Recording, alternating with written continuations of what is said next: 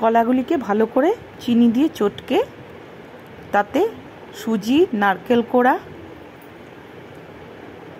ময়দা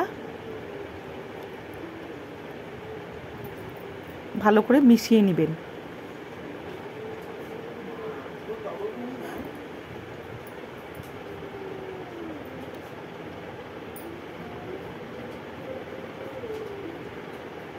নারকেলটাকে প্রথমের দিকে না দিয়ে শেষের দিকে দিবেন।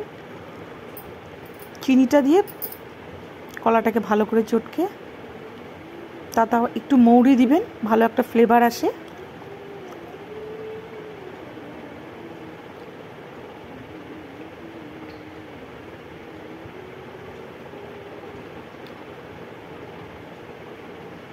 এক চুটকি নুন দিয়ে দিবেন।